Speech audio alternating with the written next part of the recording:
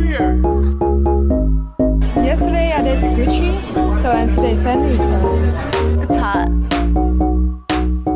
Hey, it's Nikki Jensen. And Brie Piccone. And we're Late to the Party, a weekly podcast about film, fashion, and pop culture from two best friends, mentally wonderstruck, in Taylor's version of life, of existing. It's just Taylor's world and we're living in it. Living in it. This is Late to the Party with Nikki and Brie, Taylor's version. Yes. I love your sweatshirt, by the way. Thank you. I feel like, especially with Swifties, which I identify as loosely because them bitches be crazy. Yeah. Out in the wild, it's like an if you know thing. Mm-hmm. Like so many people stop me on the street and they're like, Taylor's version. Or like I'll stop people on the street with like an Eras like concert sweatshirt and I'll be like, hey, did you go see a show? Like, which one did you go to? What surprise song? So yeah, it's fun meeting Swifties out in the wild. That is fun. That's like my only interactions like that. Like I feel like it's like instantly, it's like club bathrooms, like bathrooms at the club. Oh yeah. Like where like you'll be waiting in line for the bathroom and you'll make a really close friend for like 5 seconds, never see him again. That's nice. That's like the Taylor Swift community. That's awesome. I feel okay. I've been struggling with this. I don't know if I'm a Swiftie or That's not. okay. But I might be. I'm questioning. You're always questioning everything. I am. Just insert the Kate Blanchett, the gays again. Yes, but just I just think it's interesting because like I always liked Taylor Swift. And, we're going to talk about Speak Now and Speak Now Taylor's version. I really love Taylor Swift in her like country girly era, but also in Speak Now, she's kind of dipping her toes more into pop and stuff like that. And now we know her as this pop star pretty much, who started out a little more country, but like we've seen her evolve and grow a lot. And I do really admire her journey, I have a lot of thoughts on just this era of Taylor Swift in general. Mm-hmm. But I'm slowly realizing maybe I'm a Swiftie on some level. Like You're on the spectrum. I didn't want to be. I didn't think I would be. I don't know why. This resistance. We'll talk it out. Yeah. I need to unpack. Yes, we will unpack this. Yeah. But yeah, we are talking about Speak Now in honor of Speak Now Taylor's version coming out when this drops tomorrow. Oh yeah, it's well, I think it's interesting. July 7th, right? Mm-hmm. That's 7/7. And is 23 also a lucky number? I don't know. Doesn't she have there's something with numbers with her, right? She likes 13. 13. So 7 plus 7 is 14. yeah, so what's the deal? But minus 1 is 13. And it's one song that's coming out. I feel like that is the type of like TikTok Swiftie that makes my like insides just cringe like so hard though. There'll be like predictions, in like the Swiftie TikTok community, they'll be like, Taylor has 7 songs and it's whatever. Minus 1 is 13. Like yeah. I think because Taylor Swift does have these Easter eggs and she's always been really into self-mythologizing, which you do when you're younger anyways. Mm-hmm. But like Taylor Swift has made her identity, like public persona and just everything about her brand and everything is revolving around Easter eggs, especially now. But it does start with Speak Now. Right. She had like in the little pamphlet that used to come with CDs. The like liner lyrics. notes. Yeah.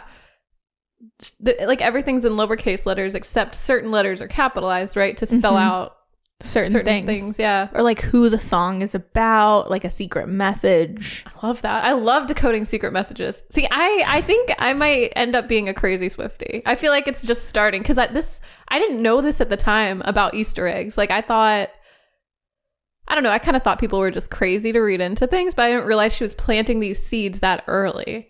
And people were I mean, I know that people take it and run with it nowadays, especially, but... Well, and I also have a theory that Taylor Swift took it and ran with it. Yeah. Because, like, Taylor Swift back then, I think, was planting certain Easter eggs, but for them to come back now, I don't think she was as aware of an Easter egg until like Reputation, Lover, kind of like the 2018, 2019 era of her career is when she like leaned into it hard. Okay.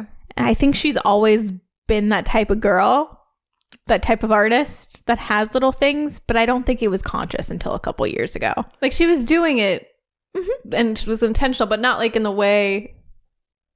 Like at Speak Now, she did not see like a Folklore or Evermore or Lover or Midnights. Like, no. She's like, this is fun. You know, I'll put this in here. People probably won't even hardly notice. Truly. Or this is fun for like the if you know, you know type of thing. I think she's always doing like a wink and a nod. But I don't think she's like mastermind. Well, I think she's a mastermind to a degree, but she's a mastermind in all lowercase. She's not like the Avengers. Yeah. Like, though some would argue, I feel. Simmer down now is what I have to say. I think like I love Taylor Swift so much, and I love her music, and I love her as an artist, and I do love the community of Swifties. Like I love that people connect, including me, with her songs and her music so deeply. Yeah. Because I think that's her true gift to the world. It's not every songwriter can make you feel like this song is like something you wrote or something you felt, but it's something she's experienced. I think that's a gift. Right. And she writes all her own songs, right? Yep. Especially Speak Now. Yeah. She did the whole head to toe, top to bottom. Her. Yeah. I mean, I'm sure, I know people get help with writing sometimes, but she does the majority of her own writing. Yeah. She is the mastermind, it is what bothers me is like when people take her and make her like larger than life. Like more than just your average girl with talent? Yeah, I mean, there's like she's a god? Yeah, she's not. Like, I think she is to a certain degree. Like, she's a superstar. Like, she's the biggest. Her and Beyonce are like the biggest pop stars on the planet right now, and have been for like the last 10 years. But it takes away from her art a little bit when you put her so high on a pedestal and make everything an Easter egg. Like every breath she takes an Easter egg. Yeah, that's a lot. That's probably also a lot of pressure, a lot to keep up with as Taylor. You're like, whoa. No, guys, that was just... Which, can we talk about Taylor Swift now for a hot second? Yeah. Because her and Maddie Healy broke up. Maddie Healy of the 1975. And like... The magazine said that they were about to get married. Dang it. Like National Enquirer, one of those. I saw that on the shelf. I thought it was really funny because it was like after they had already broken up. I know. I was like, you sent me that the day that they broke up. And I was like, oh, God. But like, Swifties... And then I'll stop because we might get burned at the stake. We might like... we think we're Swifties. Also, Swifties are the worst. Am I right, guys? I think even Swift, like in the Swiftie community, I think we can all agree that some people are take it a little too far. Way too far. See, and I'm like a Maddie Healy fan, and I love Taylor Swift being messy. I'm not a fan of Joel Alwyn. Snooze. Her with a bad boy, or a bad boy in quotations. Yeah, it does shake things up. I mean, her being messy. I love that. Yeah. I love that we see her now, like, out and about with Gigi Hadid and not all in a suitcase. Because that's how she traveled for a certain time to be hidden. Oh, okay. Yeah. So I love what she's doing now. Because, like, we had a talk. We had, like, an episode where we talked about Midnights. And I did not give, like, really rave reviews. Which Midnights has grown on me. Yeah. But we were talking about how I was worried about her Eras tour being, like, way too self-indulgent. Yep. And I think her, not the fans, she's done a good job of not making it so self-indulgent where it's like gross. I think she's gonna only grow in stardom, like with fans, and I think I like what she's doing. I do too. And I feel like we have seen her, you know, from like a young age. Like, wasn't she 16 when she started? A debut. Yeah, she was like 16. Yeah. So we've seen her through this journey, and we've seen, like, even though she's like not really old or anything, because I feel like we talked about this too, like we think of like Cher having a bunch of eras because she's always reinvented herself, but that's part of being a great artist, and I feel like Taylor Swift has done that. She's taken the Madonna approach and kind of ran with it, and that's cool because we've never seen like a country to pop person with that much success. We haven't. And you know, I gotta say, like when I was researching this album, like looking back at like 2009, 2010, and thinking about how I experienced this album and listening to it and thinking about Taylor Swift in general, I just remember a lot of like hate and just like a lot of resistance to her dipping her toes into pop or something. Like she wasn't pop enough, or she was too pop, or she wasn't country enough all of a sudden. Like people were really sipping on the haterade, and me included. And I'm like, what is wrong with us? Like, why are we all so collectively like wanting to keep people in their lanes? Like why, you know? And it just also makes me think of like Miley Cyrus. I know she's had a different experience. She's grown up in the spotlight and whatever. But I think, you know, it's just kind of refreshing to see like an artist reinvent themselves and like keep changing. Like why, I feel like we should be more on board with that, especially when they're like young, because you don't exactly know who you are. Like, I don't know. I'm just like kind of mad retroactively. I mean, I was thinking about this morning before we got together and started recording. Like, Speak Now comes out in October of 2010.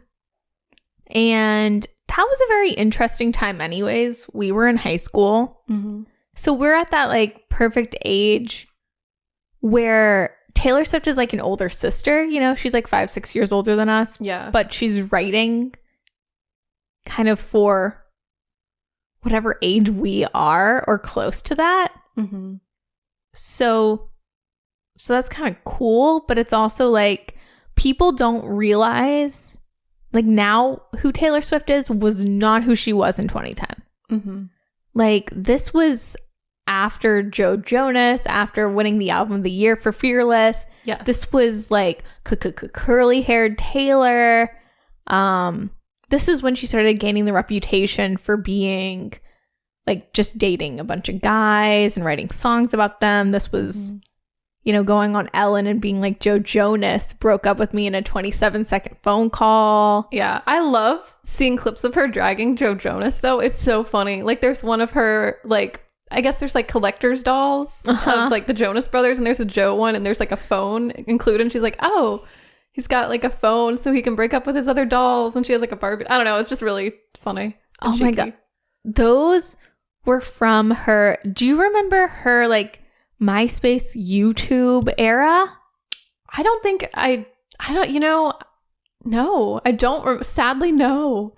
Well, she would do these like MySpace bulletins and she'd talk about things, or she'd do like vlogs set to songs and music, and like that was from one of the vlogs. Oh, it was like I do miss like celebrities low-key vlogging back in the day, or like because they were a little close in age as well. Like, I don't know, I was like, oh, this is what YouTube's really gonna be like, but now it's so like polished. Or like, this is like when I'm older, I'm gonna like, there was one where Taylor Swift and her mom are in line to vote, and I think she's voting for Obama.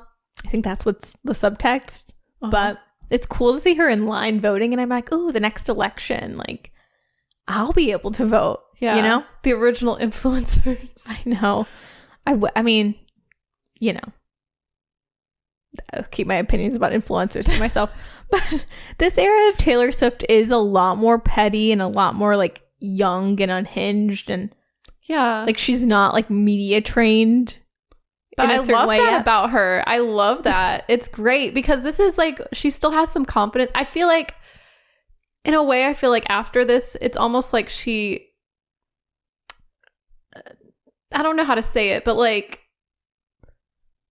isn't as like free with her. Like, it's almost like she gets more self-conscious maybe, or something. Like, I don't know. Because people are so critical. Like, she does clap back to like critics and stuff in this album, which I think is great. Like the song Mean. I don't like, we'll talk about it. But you know what I'm saying? Like, I love that she's a little unhinged and not media trained, and just like, because she hasn't said anything too bad. Like, I love seeing her a little bit petty.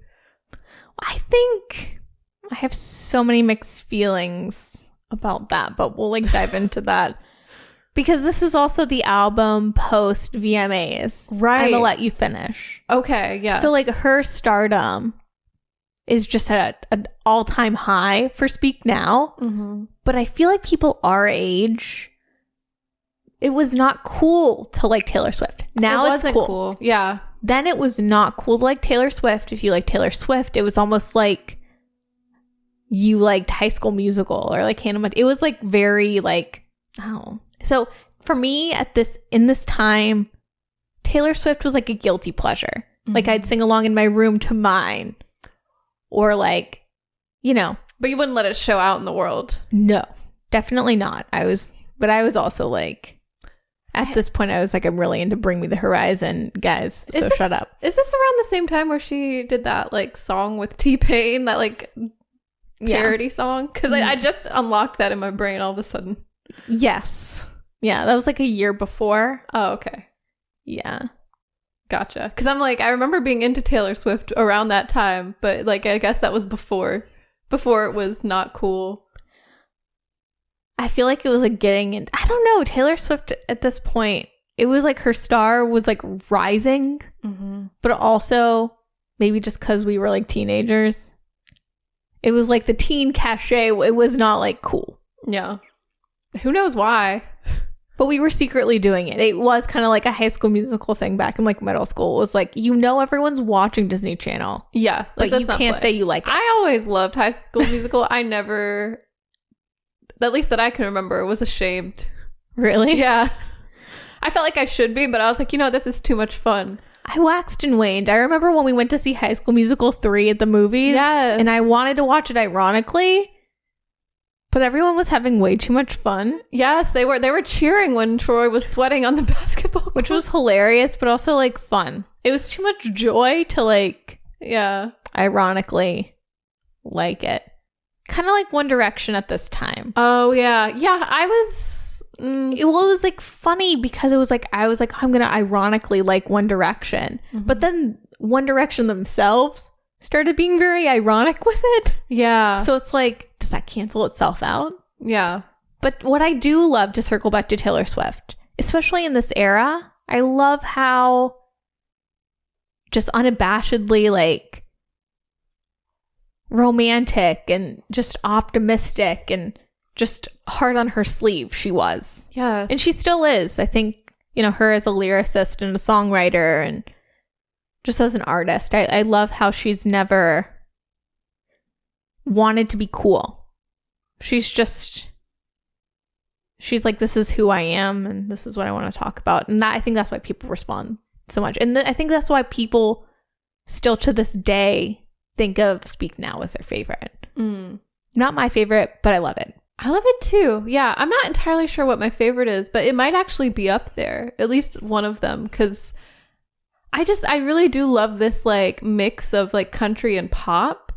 I feel like it's a great like balance that she's striking at this time. And just, you know, I always loved Taylor Swift from, I guess, Love Story, probably, because Tim McGraw, I know that was before, but I wasn't really, because I'm not a huge country music fan.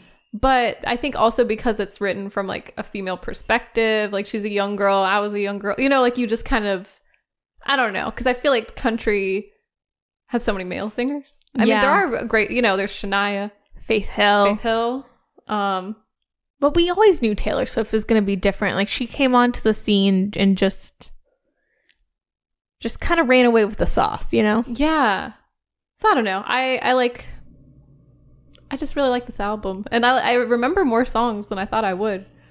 Oh my God. I was listening to it this morning and just like every time I hear Mine, it just like takes me back to being that age, to being that young teenage girl and being like, this is what it's going to be like when I fall in love or like when I'm older or, you know, and also it's just a banger anyways. Yes, the part where they're sitting by the water, just the chorus really gets me. I like when I first like played this, because I don't think I've listened to this album in years.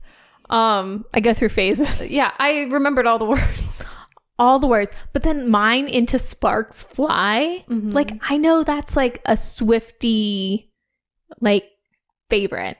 Sparks Fly. It's a good one. But I don't think about it. But then when it gets into the chorus, when she's like, drop everything now. And like, ugh.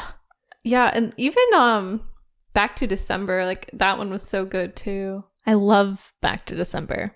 A great bridge. Why weren't some of these songs more popular? Or like why didn't they, you know what I mean? I feel like why haven't they stuck around longer? Yeah, I don't know. But I do think it's because at this time we were like, Taylor Swift's a caricature of herself. However, I do think Speak Now is like fearless. If you take Fearless as an album and you like take it for its best parts and like make it a little more mature, and just this is like the evolution. But yeah, I feel like there's like this album doesn't have any bad songs. I disagree. Well, do you want to... We're going to get to it song by song. Yeah. Let's do that. Let's just do that. But before we do, just some stats, some facts about Speak Now. So it was released on October 25th, 2010. It's her third studio album. So before this, she had debut Fearless, which won Album of the Year the previous year, and then I'll Speak Now. Like I said, post VMAs, it was originally titled Enchanted. Right. And her manager was like, enough with the kitty stuff, Taylor. And apparently the story is like, he was like, no, enough. It can't be called Enchanted. And she like excused herself from the table and came back later and was like, Speak Now. I think Speak Now is great, like title. I think that fits it so well. I agree. I also love the song Speak Now. And I love this idea that she writes in her liner notes about just speaking now. She has this whole... Yes. Like, it feels like a monologue. It is. You know? It basically is, right? Yeah. About just saying what you have to say in the moment. No regrets. Yes. Just like from your heart. Just out there and not really caring. Like vulnerability and all that jazz. I love that. Yes. Also, it's like the themes are a lot of like girlhood to adulthood. So like her growing up. And this is like her last country pop album. Yes. Because Red, we get like the Max Martin produced We're Never Getting Back Together and I Knew You Were Trouble. And yeah, this is like the last like country Taylor with the curly hair at the CMT Awards. After that, yeah, different time. So now we can get into the tracks. So now, yeah. You're like, yeah. No. I just... You're like, sad news. No. I do. I really want to get into it. I'm excited to hear what you have to say. I'm excited to see if we have similar or like different opinions because I feel like some of them are going to be different. Just judging by like your reactions. But I think that'll be fun. And I like it. Yeah. Okay. So we've talked about Mine, which is the first single. Yes. Perfect first single. That's it. Perfect song. Yeah, I have no notes on mine because she ate and left no crumbs. Yes. Yeah, I don't know. It's so good. It's something I could listen to. It's almost timeless. It's up there for me. It's like one of those songs for me that if we're talking about country Taylor Swift, Love Story and Mine are these songs that elicit these like feelings in my stomach. Yeah. Almost like butterflies. That Taylor Swift optimistic, because she's a Sagittarius, that kind of like feeling, you know? Yeah. It's also like daydreaming, you know? Yes. And what you thought, I don't know, like when you were younger, just like fairy tale love would be. It's a hairbrush song. Yeah. Like singing hairbrush. Yeah. Let's see. Sparks Fly. Oh, yeah. This one was about Jake Owen, the country singer that she met in the bar. Yeah, like when she was like 16 or something. This is like...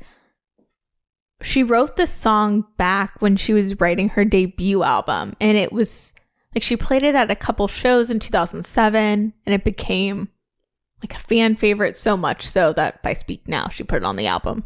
Yeah. I love how this song, I don't really understand why like people were so harsh, because some of these songs are imagined scenarios and they're not even about people she's actually dated. You know what I mean? When you think about it, like, I don't know. People were harsh? Well, I don't know. Like I guess just the idea that she's like dating too many people, she dates around too much or whatever, even though she's young. And I don't even think she dated like I'm just saying, like, half of these people shouldn't even date. Oh, true. That's all I'm saying. You know what's hilarious though about just Taylor Swift in general?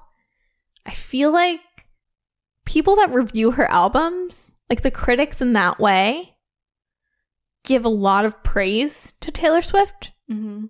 And then I feel like the media, like the public persona, yes, is a little more critical, which is fair because, and we'll talk about it more when we get into like an Innocent or a Better Than Revenge. Yeah. But I think Taylor Swift's public persona sometimes doesn't do her any favors. Gotcha. Which I think is why she's maybe felt more necessary in the recent years to pull back, especially on who songs are about. I think the beauty of Taylor Swift is she's like an every woman, every girl, but she's a little cringe. Okay, yeah. So, yeah, I guess I just, like, like a Taylor Swift, remember when she was like, had her squad? Yeah. And it just kind of makes everything dull in comparison. Like 1989 is such a good album, but then you read about her squad all the time, and then it's like, if she like brings them all out, like all these supermodels out on the 1989 tour for style, and you're like, oh god. Yeah. Or Reputation, where she's like, I'm not going to do any press. Oh yeah, Reputation is a little cringe. Well, I love the album, but it's funny because she's like, yeah, I'm not going to do any press. This album's going to speak for itself. But then the first single is Look What You Made Me Do, with a bunch of Taylors in different eras. And it's like, ew. But you weren't going to... You're saying way too much. Yeah, I see what you're saying. Like, just dial it back. Say less. Say less. Speak now. Say. Or like do... I don't... There's like that... There's some dissonance between her public persona. Yeah. No, I see what you're saying. And her as a musician. Okay, that's fair. That makes sense. I haven't really thought of it like that, but yes. But speaking of like public personas and like public image and all that, back to December. It's an apology to Taylor Lautner. Yeah. Which, at the time I didn't really understand their romance, but now looking back, I'm like, they're actually pretty cute. I know. And this is like Taylor Lautner is the only guy that we know of that's been like, hey, the song's about me. She's like, yeah, the song's about him. And the only one so far that I've noticed that seems to be on like cool terms, like never any bad thing to say. Yes. And kind of, I don't know, like I know... I know we'll talk about the VMAs and stuff, but he had things to say about that too, which were very sweet. Like, he came out with this whole statement, like he felt really bad because he was on stage when the whole Kanye thing happened. Right there. He was like standing right there. But what's he gonna do? Like, I feel like it's very sweet, but it's also like, it's not Taylor Lautner's fault. It's not his fault. No, but it's funny because he was like, I didn't hear anything. I just smiled and nodded because I thought there was a skit happening, but I couldn't hear what was going on until she turned around and he saw her face. He was like, oh, whoops. I guess that wasn't funny, but he was just going along as you do. Relatable. Taylor Lautner seems very sweet. Yeah. I'm like, maybe it was the whole like Team Edward, Team Jacob of it all. And just, I don't know. Looking back, like I always had like a little bit of a sweet spot for Taylor Lautner, but it was like a guilty pleasure sort of thing where I was never like straight up like, yeah, Team Jacob or whatever. I don't know. Yeah, we've talked about this in our Twilight episode. Yeah. I feel like I'm on the right side of history, being like, oh yeah, Twilight's not that good, y'all. Yeah. Sorry. I know like Gen Z is very into Twilight. I know millennials have a soft spot. Like these two generations that we're like somewhere in the middle of love Twilight. Yeah. How do I say this? How do I break this to people? Okay. I mean, I feel like, okay, if you just watch the movie is not good. And they get worse too. They don't get better. Yeah, but there's a fantasy to it. We were all, maybe not, maybe we weren't all. I can't speak for you because I was buying the fantasy at the time, but I also had read the books and I was into the books. I think that was an element because there is, like, when we watched it again, like, and not having read the books in years, I was like, wait, what is happening? Wait, why? How are we from here to here? Wait, there's no dialogue. Wait. Like, it was very confusing. So you'd have to, be doing the whole, like, it's not like a Harry Potter series where you can just put the movie on and pretty much understand what's happening without having to read the books, which I feel like is probably not the best. Like, I don't think it holds up over time. You just either had to be in it or not, I guess. I think it is very fun to think that, like, Taylor Swift at this time, is living, breathing, existing through, like, the Twilight phenomenon. And then dates Jacob from Twilight. And they were in a movie together. Valentine's Day with Gary Marshall. Yeah. Like the Gary Marshall movie. I remember it being a cute movie.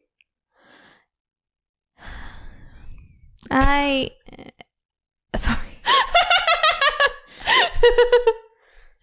You hated it? No. Yeah, I don't want to put any like bad things on Gary Marshall's name because Gary Marshall, like, he did Pretty Woman. He did The Princess Diaries, which is my favorite movie of all time. Right. And R.I.P. R.I.P. to Gary Marshall. And that's all I'll say about Valentine's Day. Okay. It's a cute premise. Period. I mean, I don't know. It's okay. We don't have to talk about Valentine's Day. It's just like, Taylor Swift as a musical artist has only gotten better. Yeah. Has only, like, thrived. Has as an actress, not so much. Never good. It's not her thing. Yeah. But that's okay. It doesn't have to be. Yeah. Just stick to what you know. She's great at songwriting, singing. Oh, yeah. And I stand by Taylor's great. Taylor Lautner's great. Twilight's trash. Sorry, not sorry. But at the time, I get it. Yeah. We were at the right age. I get the fantasy break. I get your fantasy. You just had to, it has to hit at the right time. You had to be there. You had to be there. It was a phenomenon. You also, like, in my defense, if I was guilty pleasure listening to Taylor Swift, I would never be open to Twilight. Yeah, why not? They can't exist. The two can't exist. No, not at that time. I don't think at that time, because also Taylor Swift at this time, which she's kind of taken back, but Taylor Swift was also like, I'm not a feminist. And this was like prime time for me to be like, yeah, I'm a feminist. Gotcha. And also me to be getting into like Lady Gaga. Yes. Like Bad Romance. I was thinking of that. Yeah. Performance art. So I was like a mixture of like Gaga theater kid and also like really into like Screamo and discovering feminism and being like, guys, the injustice in the world, we're still not over it. Yeah. So love that. Yes, but that's my defense of why I couldn't get into Twilight. Anyways. Gotcha. Now I'm hopefully I'm not as insufferable as I was back in like 2009. I don't think so. I don't think you were insufferable. Thank you, Brie. Yeah, I've never felt that way, so. But you know who else might come off as insufferable back in 2009? Who? Taylor Swift. Taylor Swift. Anyways, next song is Speak Now. Oh, yeah. It's another fantasy. It's more of my fantasy. Yeah, like stopping someone at their wedding. Yes. I love the I'm not like other girls energy when she's like the girl is in like a gown looking like a pastry. Yeah. And you're not the type of boy to marry the wrong girl. Mm-hmm. And me as like a pseudo-feminist, insufferable person back then was like, yeah. Yeah. Ruin that wedding. Yeah. It makes me think of My Best Friend's Wedding a bit. Like Julia Roberts, like that energy, you know, where she's like, hey, like drop it. But it's like, in reality, she's probably just in her feels. Yeah. Taylor Swift in this album, sometimes she's Julia Roberts in My Best Friend's Wedding, wearing the tiny glasses and suit. Yeah. Like trying to stop this wedding. Mm-hmm. And at other times, she's Cameron Diaz. Just being singing prim the and bad prop. karaoke. Yeah. Yeah. She's both. She is. Anyways, this album is My Best Friend's Wedding. Basically. Yeah. It goes like, oh. And then we have, honestly, my notes are a little out of order. Dear John. Okay, thanks. Oh, yeah. Dear John. So, another fan fave. Yeah. Which I love that she's like, didn't she say something like, oh, John Mayer is presumptuous to think this is about him, but clearly it is. Ooh. When it's titled Dear John, right? In the context of the like lyrics and stuff. Who else would it be about? Yeah. Some other guy named John. I mean, maybe. I mean, John who works at Home Depot. Like, you know what I mean? Yeah. I mean, well, talking about Taylor Swift TikTok, she did allegedly date Martin Johnson from Boys Like Girls back in the day. It could be about him, but unlikely. Not Dear Martin? No, I mean, also Dear John is like a love note. It's like it's a movie. It's a story. It is like a book. It is a Nicholas Sparks book turned movie, but Dear John is also like a hold on. A Dear John letter is a letter from a woman to a man. Oh. Terminating a personal relationship. Oh, I didn't know that. Wow. So, however, along with the fantasy, and it's probably about John Mayer, but if your name is John and you find out like what a Dear John letter means, you gotta like speak now. You gotta take that opportunity. That's good. It's good? It's good. Like, it's good to be like, you know, you have this relationship like the song depicts with someone named John. Yeah. Oh, and find out what a Dear John letter is. Yeah. But it's not good for John. Well, no, but like it's genius. Yeah. No, like, it's what genius. a coincidence. Like, I know. No, it's great. I love it. I love that it could have double meanings. You have to take that opportunity. Yes. Is what I'm trying to say. Yes, you should speak now. Yes. Yeah. Just gets with someone named John to write him a Dear John letter. But if the name is John, that's perfect. Yeah. But what are your thoughts on Dear John? I like it. I mean, I think she says things that need to be said. I don't know. Clearly she's heartbroken. Clearly she's salty.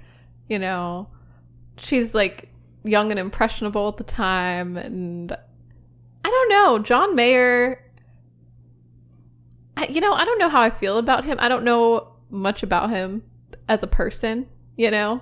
I mean, I'm a fan of John Mayer. Yeah. I don't have like any strong feelings about John Mayer. I'm not like one of those people that's like, fuck Jake Gyllenhaal, fuck John Mayer. Well, let me rephrase. Okay. I like his music. His public persona, I feel like I can't comment because I just don't know.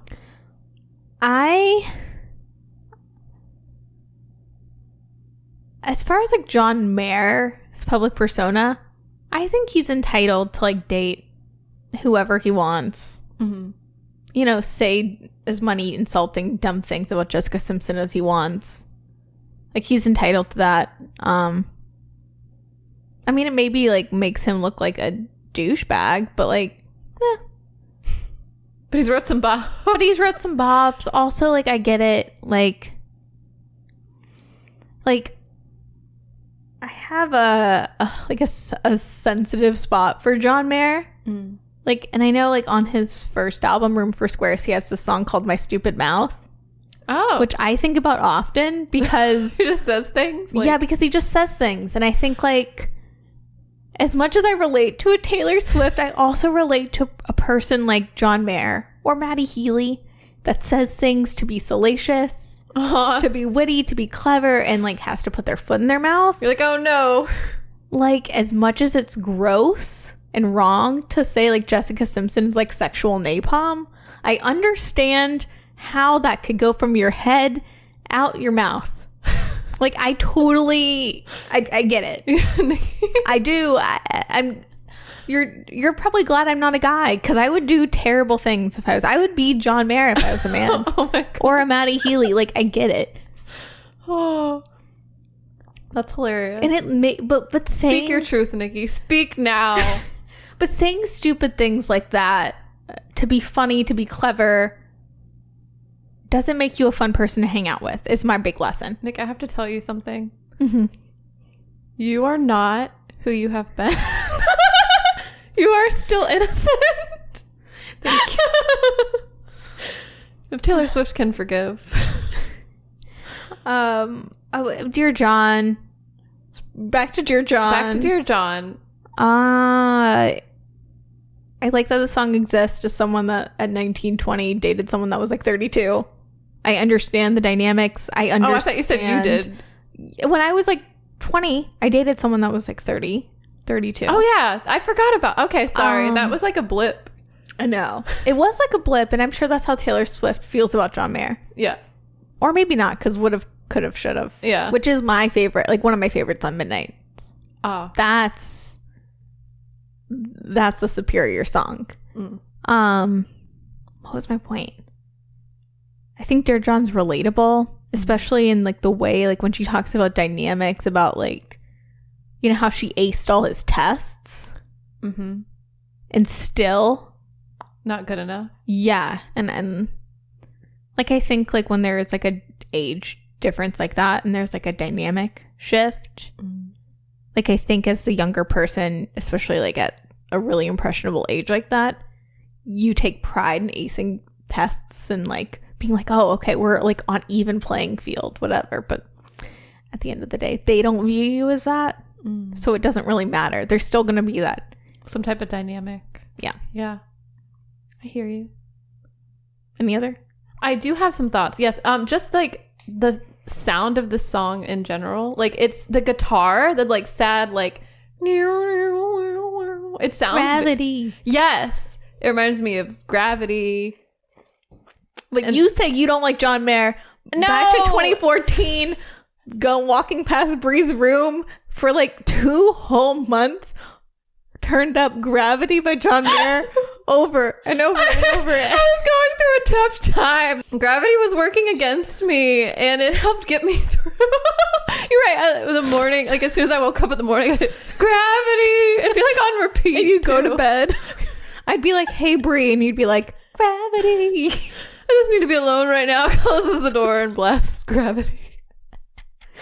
It's a good song. No, I don't not like him. I just feel like I can't comment on like him as a person because I just don't like. I'm not a hardcore fan in that way, but I do like his music. And like I know that there's some Swifties out there who probably are like, he's like, he should die in a fire or something. And I don't know if I could personally say that because I don't have that strong opinion on him like that. So that's all. But I did. Yeah, Gravity is it's one of my favorites. You know what though? I know someone or knew someone who has had encounters with John Mayer. Encounters? Encounters. Do tell. Not encounters like that, but ran into him. Apparently, very tall, very charming.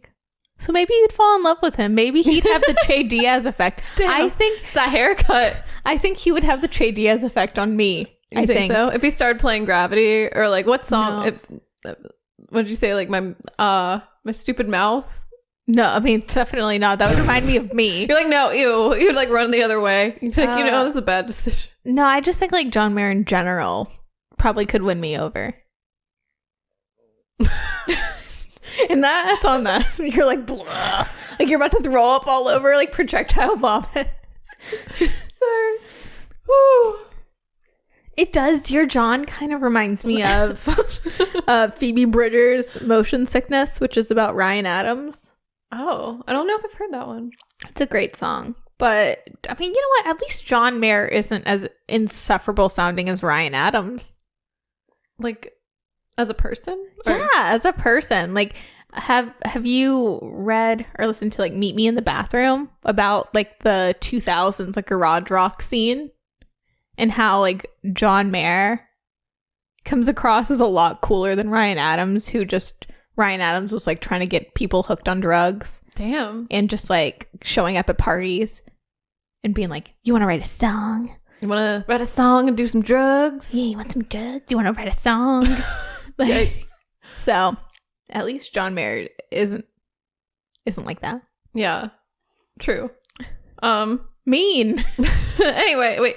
Okay, yeah. This song won 2 Grammys. I don't understand. Is it for the music video as well? Or what was the other Grammy for? I should probably look that up. I should probably know that. It won... No, it won Best Country Solo Performance and Best Song. Well, is it the best song, though? Like, I feel like on this album, it's not. Like, I mean, it's not a bad song, but I feel like it's not my favorite. Or maybe it is. Okay, it's not really a good song either. I don't know. I have mixed feelings on this song, but I want to hear your thoughts. I like Mean. It's all right. It's not my, like, it's not, if we're ranking them, it's not, like, either here nor there. Mm-hmm. Mean. It's one of those songs where I think if we're talking about Taylor Swift's public persona, yeah, this is the murky territory where a couple Grammys prior, she sang with Stevie Nicks. Mm-hmm. And there was, I believe it's Rolling Stone or one of the, like, just critics said that she couldn't sing. Yeah. Now, to be objective, that was not one of her best performances, Taylor Swift. Her voice has gotten a lot stronger. Yeah. That was not a good performance. She's also singing with Stevie Nicks. And, like, no one is Stevie Nicks. You know what I mean? True. Like, that's... Well, Taylor Swift... I listened to it today. Like, I watched her performance. She has a very hard time harmonizing with Stevie Nicks. Yeah. Like, she's like, if Stevie Nicks is here with a note, Taylor Swift is like hovering over the notes. Yeah. And really, it's just... But Taylor Swift is so good at writing music and her musical, like, you do not have to be Adele. Mm-mm. To quote Aretha Franklin, great gowns, beautiful gowns. Yeah. Taylor Swift's not, like, the best vocalist, which is also relatable. Yeah, she doesn't have to be. Like, yeah. But anyway, she got in her feelings, as Taylor Swift does. She's on her vigilante shit, which we'll do again in a couple tracks. And this was her response. It's No Limp by Fiona Apple, which is also like a response song to a critic. So I just feel like it's a little mid. Yeah, I agree. I don't really understand the hype around this song, like why it was the one to win a Grammy of all the songs on this album, because I feel like there's so many good ones and maybe more deserving ones. But I don't know if it's like the message at the time. I don't know what exactly, because it doesn't even sound like, it does have like a bit of that country pop thing going on. It's a bit upbeat as well, and it's like kind of catchy, but I feel like there's catchier songs. Like, I think it's the Sparks most Fly. Yeah, I think it's the most country song, which is why I think if she was to win a Grammy, I think they would probably push for it to, this is just the most country song. Yeah, I think you're right. Anyway, I don't really know how I feel about all that, but I also think it's interesting. Apparently the song had like an effect on like anti-bullying messages at the time and was in the forefront of this. Remember when all of a sudden people are like, hey, bullying's bad. Hey, cyberbullying's a thing. The Glee effect. Yeah. Glee ruins all of our lives. But like apparently kids in schools were like, they had mandatory assignments and a lot of them would research this song. Even like people would write college papers and reference this song. So I don't know and had some kind of cultural impact. I don't know. I thought that was really interesting because like I vaguely remember that like a bit. Yeah. Like she's like the poster child for anti-bullying for a sec. I don't know. See, this is where you lose me. Maybe I'm not a Taylor Swift fan. Like, that's where I peace out. I'm like, geez. No, because Mean, she's like, you're a liar and pathetic and alone in life and mean about someone that said her vocal, it was like not a great review, but pretty fair criticism. Yeah. All in all. Yeah, actually, yeah, I kind of agree. Like, yeah. Like, I think that's when you get into the weeds with me and Tay Tay. The weeds. Yeah. Because it turns into, like, a bad blood situation where I'm like, oh, my God. Yeah. Get over it, girl. Katy Perry stole some dancers, or you stole some dancers from her. Get a good God, girl, get a grip. Yes. I mean, I do feel like there are some times where I'm just like, wait, why does this matter? Why would you care? Like, there's times where I really love Petty Taylor, and other times where I'm like, okay, this is a little too much. Like, this is not necessary. Like, it's I love how you feel something so deeply, Taylor Swift. But like, gosh. Yeah.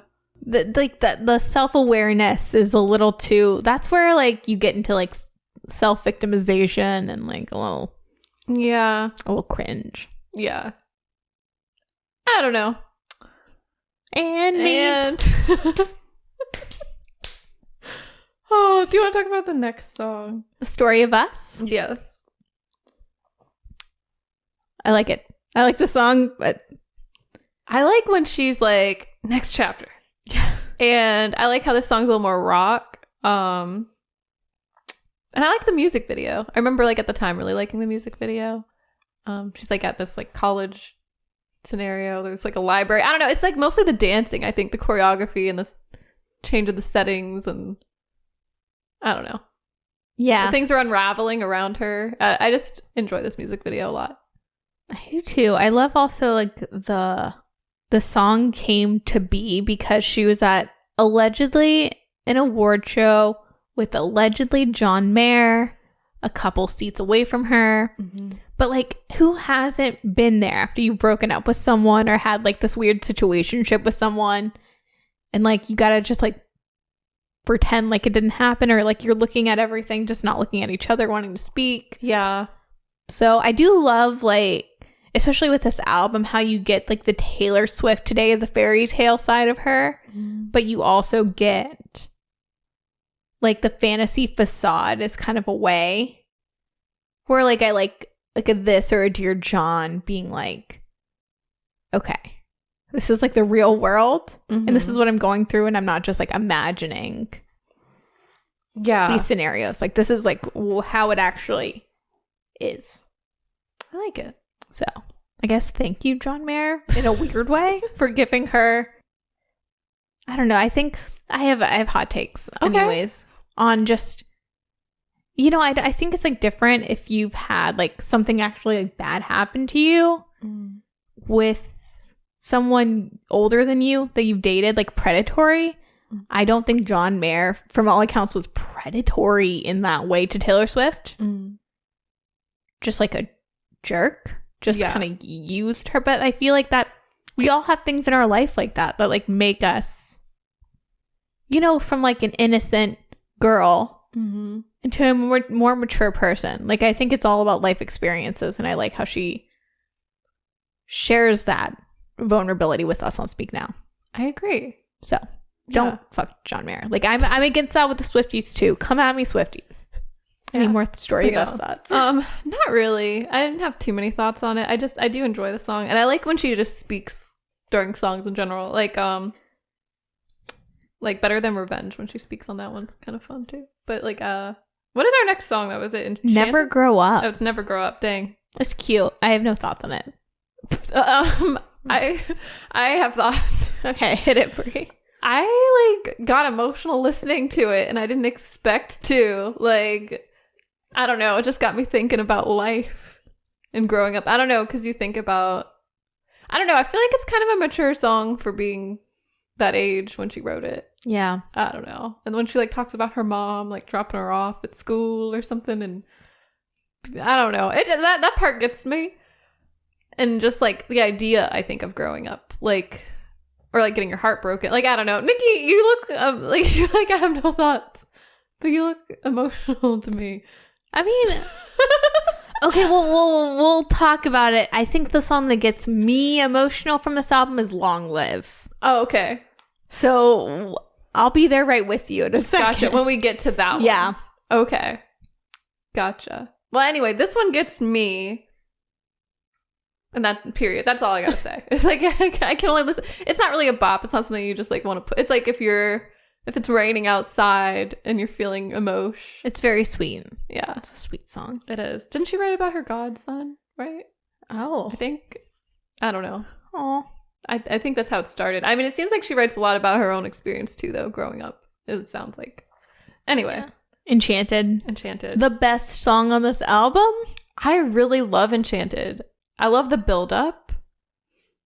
Oh my god, I just love the chorus. I love how this is another song that's like alleged, or it's not even alleged. It's about the Adam Young from Owl City. Yes, but Owl City. And it's just like they met at a party and she just wrote the song. And I think that's very sweet. And yeah, it's my favorite. I love the chants at the end when there's like, please don't be in love with someone else. Yeah. Please don't have somebody waiting on you. And I just love how this song has like the perfect chorus and just the build up to it. I just love the song so much. I want like a 7 to 10 minute version of this song. Like, it gives me the vibe. Like, you know, Venice Bitch, that Lana Del Rey song. It get like something about the guitar or like the drums, like the build up is so good. And I just want to, I was listening to this for like the first time while I was driving. And it was kind of like stormy out a little bit, like about to storm. And it was so, I felt like I was in a movie. Like this whole song makes me feel like a movie. And but I don't want it to end. Like I feel like the song ends too quick for me. I just really enjoy it. I do too. I think this is like the perfect balance of like a more mature Taylor Swift with that whimsy of, you know, like the Fearless era Taylor Swift. I think does a good job. It's like all the right pieces of it, Taylor Swift. Yes. Just culminating in this song. It's my favorite from the album. And we get the term Wonderstruck. Yes, I know. Did you ever have that perfume, or do you remember the perfume ads from like 2011? I definitely remember the perfume ads, but see, I didn't identify as a Swiftie because it wasn't cool at that time. But I do remember, and I remember thinking she looked gorgeous and like kind of ethereal. That Christian Siriano, like pale purple, almost pinkish, purplish dress. Yes. Did you have the scent? I did. I had the fragrance from, like, I think I got like a sample from Sephora or something, and then like had to get the fragrance. I don't currently have it, which I know it goes for so much money and like it's so coveted. It's discontinued, right? But I remember even back in the day, like being like, oh, it's not cool to like Taylor Swift. And then I smelled Wonderstruck and I was like, damn, this smells so good. And I've still never found a scent that smells exactly like it, but I'm always searching, kind of like the song Enchanted, except it's about the perfume Wonderstruck. You're like, please don't. like I'm gonna spend forever wondering if I'll ever smell anything like that again. You're like up all night thinking about it. So wait, how much does this perfume go for right now online? Like, oh God, let's see. Any guesses? I don't know, like $300. I was gonna say 1,000, but that just seems like way too much. But maybe it's $390 on Amazon. Okay, that's still like a lot for one bottle of perfume. Like that's kind of hard to justify. I know, it's in this like, even the packaging. It's very, very cute. It's like purple, and it has like little charms on it. Like there's like a starburst looking thing and a bird. It's cute. What did it smell like? If you had to, like, do you remember?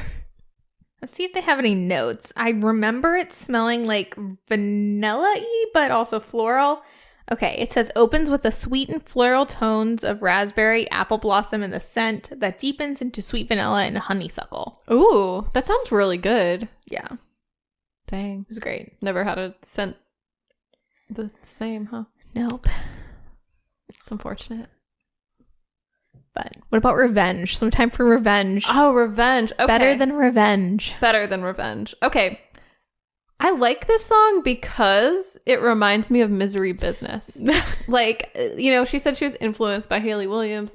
It's clear in this song to me, like even the sound of it, like having that like upbeat kind of guitar and, you know, the lyrics match up a lot. Like just, you know, the part where she's like, she talks about the girl's an actress doing things on the mattress, kind of like, it's kind of slut shamey though. Not nice. Cool. Yeah. And it's not really her fault. It's about Camilla Bell, right? I'm guessing. Allegedly. So, but it's really, I feel like it should be more about Joe Jonas, but that was a thing back then, I guess. Like even in Misery Business. I think the difference between Misery Business and this song though is Ms. Biz is not like about any person in particular that you can put your finger on. Oh, yeah. And also Misery Business doesn't have that line about a mattress. Like it really, yeah, it's almost like, more sad. Yeah, or like the line about how many vintage dresses won't give you dignity. It's like, gosh. Ooh. Like poor Camilla Bell, who is gorgeous. I've never seen a thing that she's been in. You haven't seen When a Stranger Calls then? No. I think that's the only thing I've seen that she was in that I can remember. She's very pretty though. I think Taylor was jealous. Yeah. True. I mean, yeah. It's okay. I've been there too. I've been jealous and I've done some mean things. So we've been there, Taylor. Relatable. It makes me think of even cringier than Taylor Swift writing Better Than Revenge. Kendall and Kylie Jenner, back in their like internet days, had a song where they were lip syncing. Like they lip synced to the song. Oh no, and it was cringy. It was very cringy. It's like Better Than Revenge is like the Mean Girl anthem. Gotcha. Also stealing people's toys. Just very juvenile. I'm not a fan of the song. Yeah, I know what you mean. Stealing toys on the playground. I think that's where I checked out of the song. Like I liked it to a point and I was like, ooh, saucy and upbeat, but yeah. I know the song starts out when it's like hot and it was summer and yeah. Like I'm there. And then the chorus happens and you're like, yikes. And then like the second verse, you're like, oh, that's not nice. Yeah. But we've established I don't really love like petty Taylor. I don't think she does that well. I think that's when her horse girl comes out. Totally. You know where else her horse girl tendencies comes out? Where? On a song like Innocent. Innocent confuses me because, well, when you listen to it on its own, you don't, and not thinking about the situation at all, which I love it. I wasn't. Yeah, it was really good. And I thought she was writing it, like at first it sounded similar to me. Oh yeah, like kind of like Never Grow Up, like a similar kind of theme. And then like when I looked it up, I was like, wait, it was written about Kanye West? That's what I was thinking. Thank you for validating me a little bit, because like listening to Innocent, not thinking about what it's about. Yeah. It's very good. And I think that's where Taylor Swift and the public persona thing. Like if she didn't perform this the following year at the VMAs to open it and be like, this is about Kanye West. Yeah. The song plays so much better saying less. Yeah. It is a little, it's funny because it's a little patronizing, I think, to Kanye, because he is older and she's like, it's okay, sweetie. You're still an innocent. Like, I get addressing haters and stuff, but I just don't know. I know what you mean. I almost like, I haven't really thought about this in a really long time, but her whole like decade and a half long feud with Kanye West. Yeah. It's always rubbed me the wrong way because from Jump Street, she's been so patronizing to Kanye West, and also like so self-righteous. Like she's so righteous about it. Mm-hmm. Even like I'd like to be excluded from the narrative. Like all the way down, I think. Yeah, she's just always been like, I'm a victim. Yeah. I would have loved, even now, if she would talk about it in a different way, but maybe she doesn't have this, maybe she doesn't feel this way. But if I was Taylor Swift, I would, especially like now, if I were to ever address it, be like, yeah, I was really young. I was really excited about this moment. Mm-hmm. Well, yeah. It made me feel a certain type of way. And then, you know, he kind of took my words and I didn't like what he did with my image. Yeah. And I just didn't think it was cool. And that's not how I want to be portrayed. It made me feel icky. Right. I wish she would have just said that instead of being petty and making like a song where she talks about people being snakes and yeah. And then her going, I don't know if it was the Grammys or the VMAs, when she accepts an award and she says like, you know what, but being a feminist, and when people try to take me down and say that I'm a bit, like whatever she said during that acceptance speech, it's like, whoa, now get off this pedestal, bitch. Like, I think he just turned into Kanye. Well, no, like, geez, Louise, that's not the worst thing that could happen to you. Good God, girl, get a grip. Sometimes Taylor Swift, as a Swiftie, and sometimes as Swifties, we need to get a grip and realize we're 32 and still growing up now. Yeah. I hear you. You know? Yeah. Like, I think she's also still an innocent. Yeah. She needs to re-listen to that song. She really she needs to reel it in sometimes. Yeah. That's where it's a complicated thing being a Swiftie. Definitely. Yeah, it's not that easy. It's not that easy. Okay, also, man, Mm-hmm. Taylor Swift is so successful. And like, if you look at the numbers of how much money she makes every single time she gets on stage for this Eras tour, I don't know how you're going to edit this. And I don't know how this is going to be marketed in our like YouTube and like TikTok clips. Taylor Swift is fine. And I think any Swiftie that's like, poor Taylor, is even today about this Kanye West moment, she's fine. Yeah. She is so fine. Kanye West might not be fine. He's not fine, yeah. He's not fine. Taylor Swift is fine. And she can go cry in her piles and piles of money. Yeah. No, true. I think, I don't know. Maybe that's why she hypes up some of this stuff, you know, for the, I don't know. Just that coin, girl. Yeah. I mean, if people love it, it's too, I think it's also, maybe it's the problem with the fans too and what they respond to, because I do feel like she does it for the fans in a lot of ways. So maybe she's like, oh, people want this. People want this, like, they like seeing this pettiness. They want to hear, you know, about my bad reputation. Like, you know what I mean? Like, it's, the fans are going to go off. Maybe this part, I don't know. A little bit. I think it is a little fan service. I think Taylor Swift like nowadays. Over time.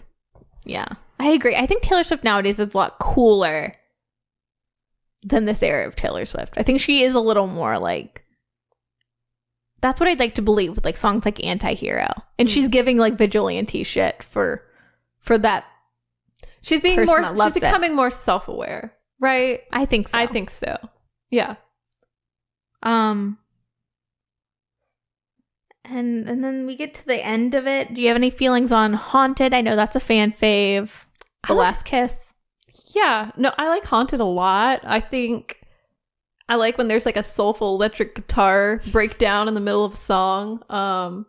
It kind of has a 2000s sound to me a bit, with like just like the rock guitar and then the strings production of it. It's like Evanescence light. Yeah. I enjoy it. It's sounds cool. Me too. I love the resurgence on TikTok right now. I also love the sessions. It's like an AOL session or whatever when she's like with her band and it's all moody. Yeah. And it's like, yeah, I love how this song is like moody, but it's not like too moody. Like you can't take it that seriously, but it does sound really cool. I like it. Yeah. Can we talk about Long Live? Yeah. Wait, isn't that the last one? It's the last song. Well, there's also Last Kiss. Last Kiss. Do you have anything to say about that? No, do you?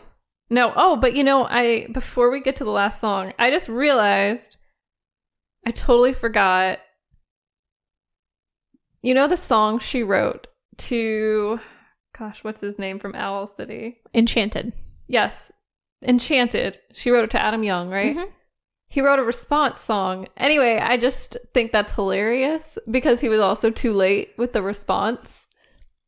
But it sounds literally just like Fireflies. Just saying. I mean, I think every song he ever put out sounds like Fireflies. Yeah. Like, who falls in love with that guy? I'm sorry, but I feel like he's polarizing. Like, or maybe just me. I feel polarized internally by him. He's a controversial figure in your head. In my mind, yeah. Yeah, Owl City. That was a moment. It was a moment, though. It was a moment. I don't know. I just want to acknowledge that moment. Like, just responding directly. I just think that's kind of fun. That is really fun. I do think it's so funny how Taylor Swift can feel something. This is where she's a relatable queen. Back to loving Taylor Swift. She writes Enchanted about him. Uh-huh. She has this moment when he writes her an email saying he's Wonderstruck. She uses it in the lyrics, makes a perfume about it. He writes a response, crickets. Yeah. Like she felt that in the moment. He even used her name like in the song. He was like, Taylor, I wasn't taken by anybody. I'm still available. And she's like, no. Now I'm onto, is this like Jake Gyllenhaal? Who's next? Which I get. Yeah. I get those eyebrows. Yeah. Or after that where she's like trying to become a Kennedy for a hot second, which is for another episode. Yeah. That's a whole different mood, but interesting. But yeah, long live. As someone that loves to, or in my past loves to ghost a person, I love the ending of that Enchanted story. Yeah, I just think it's hilarious. Long live. Long live. The last song, it's dedicated to her fans and her bandmates. And in the Vice article, this is where the writer of the article says it's about adolescent self-mythologizing. And it gives a lot of like fairy tale motifs and like kings and queens. There's some lyrical similarities to Heroes by David Bowie. Oh, yeah. I could see that. I knew it was reminding me of something. Yes. Which it's now become like a graduation song. Yes. Which is funny. When I listened to this song, my mind immediately went to graduation because it's not a romantic sounding song. You're like, oh, this has got to be about my peeps that have been with me. Like you can kind of just tell, but it gives me those vibes of like graduation, like the literal graduation Vitamin C song. But it's cute. I don't know. I think it's really cute. I think this is the song that gets me emotional when she's like, I forget the lyric like verbatim, but it's like when, you look at the pictures and your kids ask, like, tell them my name. I love the idea of as like a very dramatic, emotional girly. Yeah. Or like a sentimental girly. I love the idea of being like, what if I can never perform again? Or like, what if this is the end of the road? It's very like, what dramatic. would I say? So that does get me like, I guess now like talking about it, I get why Never Grow Up is actually like a little more of a poignant song, but I think like Long Live is a great cap off to this girlhood Taylor Swift. Yeah. Where it's like, we're the kings and the queens. I know I keep singing about this fairy tale shit and waiting for Prince Charming, yada, yada. Mm-hmm. But really, it's just about you guys, the fans, and my band, and this moment because, my real love is writing these songs and then sharing them with the people that matter. Love that. And yeah, and then I love that after this, she gets the straight hair and she's into the red. Oh, era. Yeah. Yep. Yeah. I do love, like, it's like, okay, enough of the kid shit. Like, this is... Yeah. This is all on the line. This is how I feel as like someone that's a child going into adulthood. I do like it. It does like cap off everything. I love the message behind it. I don't know how I feel about the song itself, but just because it's like to me it's cheesy. It is like, a little cheesy. Like, and I love cheese, But somehow to me, maybe just comparing it to the other songs, it's not personally my favorite, but I still think it needs to be said because she is going through this journey. And also, how do you cap off this album? Like, you need something to be like, okay, we've been through it. This is me. I'm exactly where I'm supposed to be now. I'm gonna let the sun shine on me. But also, this song, when I hear it on the live stream, because I watch every single one of like the Eras Tour surprise songs, when she does this song, which I know she will. Yeah. Waterworks. Like, think about this song at her stage of her career now to people who grew up with this record. Yeah. Like, that's where it's like, oh. The context of it. Yeah. I can see that. It's a love letter to her fans, which I think is beautiful. I am curious to, like, I want to hear her version now and see. I mean, I'm sure it'll be pretty similar because they don't seem to be very different, but it might have more meaning now in a way. Well, you know, just like a different meaning. Yeah. So maybe a deeper meaning. Yeah. So you want to rank them? Yes. Okay. So Vulture did an article of like definitive rankings, and I don't want to spend too much time in the weeds because I know we've talked ad nauseum about Taylor Swift and Speak Now. Yeah. But at 190, so the lowest ranking song on the album, Better Than Revenge, and they said it was a nasty little song that has not aged well. Wait, 190 out of all of her songs. Oh, okay. So like 300 songs or something? Okay. No, the worst song on the list, like they ranked, it's Look What You Made Me Do, which I agree. Yeah. That song is garbage. Worst. Fight me. Yeah. I agree. And then Innocent. Haunted. But then they like at 97 it's Sparks Fly, which that's a little low. But as a Radiohead fan, it is really funny that Vulture says it's like True Love Waits, but with more kissing in the rain. Yeah. Ours, Last Kiss, Story of Us, Long Live at 69. Back to December at 59. And then the highest on the list at 5 is Mine. And they really praise the bridge. And it says Swift packs in so many captivating turns of phrase here, and she does it so naturally. It's hard to believe no one else got to. You are the best thing that's ever been mine before her. And the line about a careless man's careful daughter is so perfect that you instantly know everything about the guy. No, I like it. That song's perfect to me. That's number 1 on my rankings. Yeah? I didn't want it to be because I'm not trying to copy the track list, but some of them turned out that way. Okay, for me. give me the fast rankings. Okay, Mine, Sparks Fly, Speak Now, Back to December, Enchanted, Haunted, Better Than Revenge. Oh, that's a little high. I know. The Story of Us, Innocent, Last Kiss, Mean, and Long Live. Sorry. It's okay.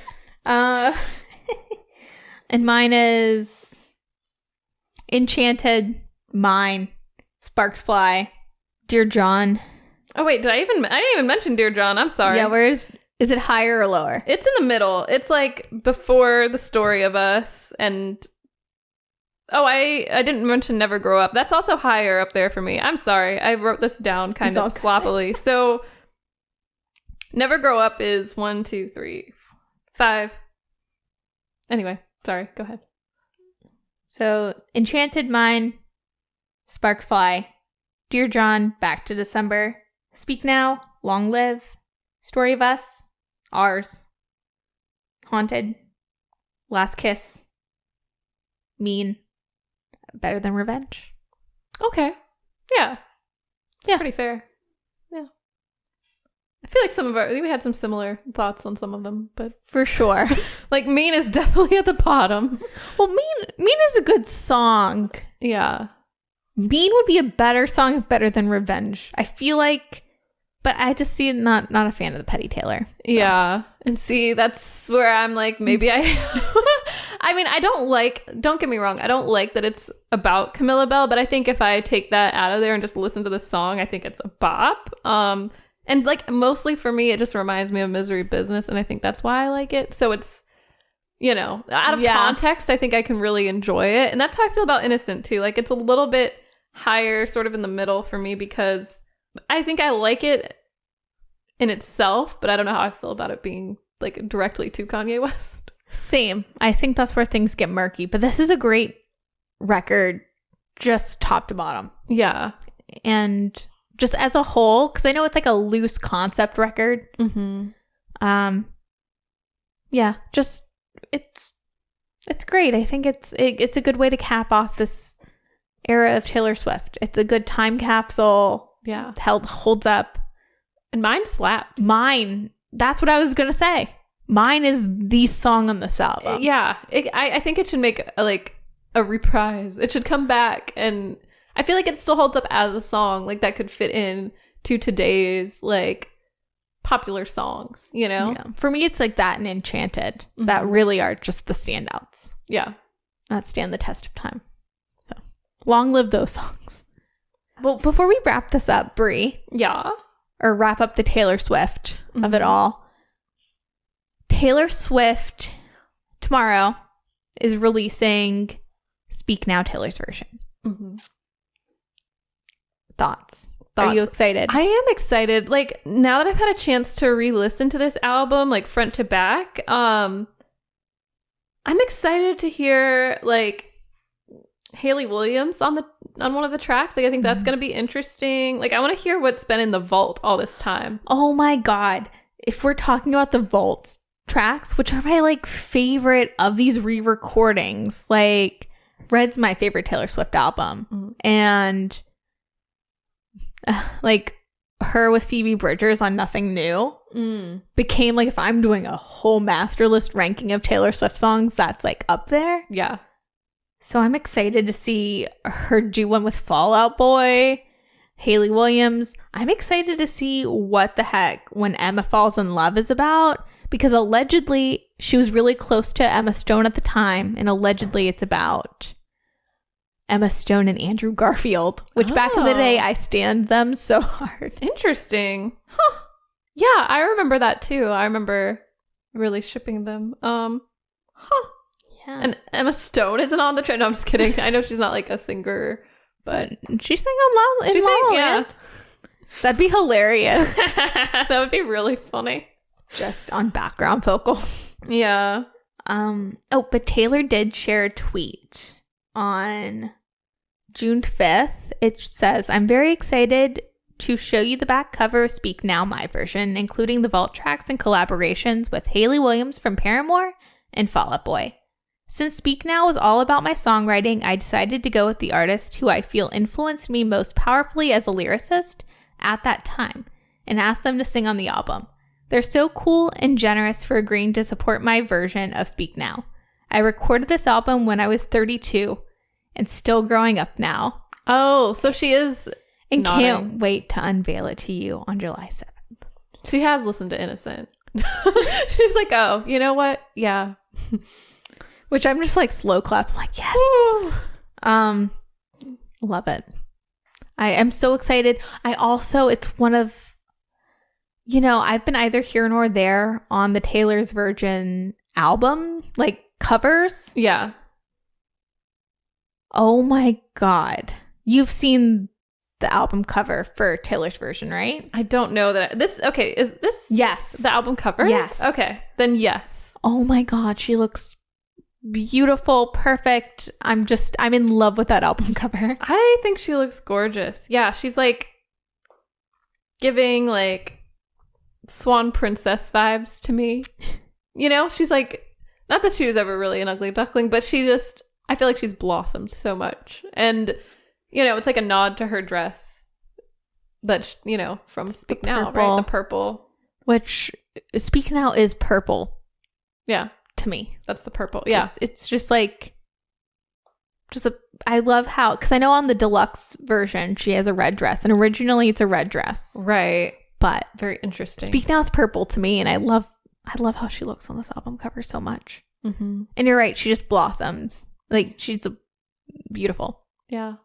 It's perfect. I know what you're saying, though. Like, this does invoke some kind of feelings for me. Maybe it is, like, also a bit of that nostalgia or something. Like, it captures this. Maybe because she's also curly-haired Taylor, now that I'm thinking about it. Like, just this nod to that era. And just... Also, it's, like, a stunning photo. I feel like the other photo, like, Midnight's, it's kind of grainy. Like, it's a vibe and everything, but it's not, like... It's... I don't know. Well, and I feel like before the Fearless Taylor's version, yeah, it doesn't do it for me. And I think Red, it doesn't do it for me in the same way. Yeah. Like, this album cover of Speak Now, Taylor's version, evokes, like, I think like, it does a good job of capturing, we're re-recording it, but I've grown so much and I'm so mature, and look how, like, it's just like a recreation, Mm-hmm. but it shows that evolution of Taylor. It just encapsulates it perfectly. Right, because it's not a literal same pose, same everything. It's just like, it's very similar though, but it does invoke something, like a visceral response. I don't know. Yeah. I don't know. I'm in love with it. So I'm just looking forward to it. Same. Well, next week, since we are talking about this, next week we will get into And Just Like That. Yes. We need some more time. I'm sorry, we can't. Don't hate us. We need time to get our thoughts together. I know. We've seen too much Miranda with strap-ons. We've seen too much Che Diaz. Yeah, we need to decompress. We need some time to. We'll circle back to this. We'll circle back. We'll see you next week. Yeah, give us a rating and review on iTunes, and listen to Taylor Swift. Yeah, listen to Speak Now Taylor's version. Yeah, let us know your favorites on the album. Okay, bye. A Hurrdat Media Production.